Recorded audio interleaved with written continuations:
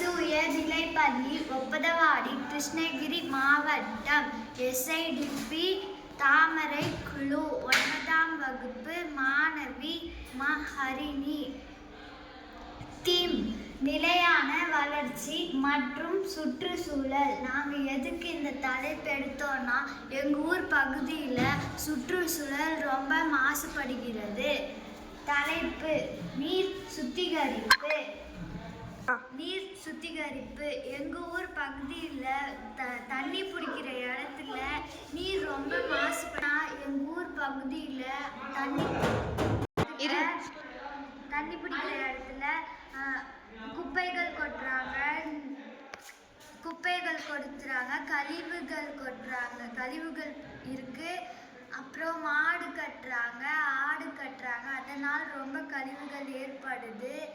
அதனால தான் இந்த தலைப்பு எடுத்தோம். பிரச்சனைகள். ஆழ்துளை கிணறு இருக்கும் இடத்தில் அசுத்தம் செய்வதால் நீரின் தன்மை மாறுகிறது.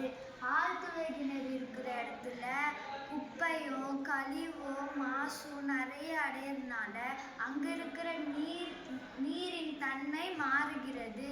அதனால நோய்கள் உருவாகிறது. அந்த நோய்கள் தொற்று நோய்கள் மற்றும் வைரஸ் நோய்கள் உருவாகின்றன. எடுத்துக்காட்டு காலரா, மலேரியா, டெங்கு காய்ச்சல், டைபாய்டு.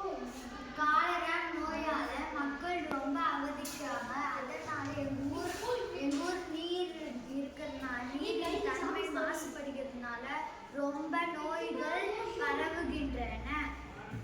அடுத்த காரணம் நடமாடும் குப்பை தொட்டிகள் இல்லை.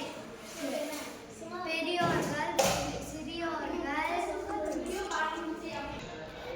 வாலிபர்கள், பொதுமக்கள், பெற்றோர்கள் அவர்களே குப்பைகளை கொண்டு போய் கொட்டிட்டு எடுத்துட்டு வந்து விடுற மாதிரி நடமாடும் குப்பை தொட்டிகளை வைக்க வேண்டும். அது இல்லை என்று கேட்டுக்கொள்கிறேன். விளைவுகள். நடமாடும் குப்பை தொட்டிகளை உருவாக்க வேண்டும்.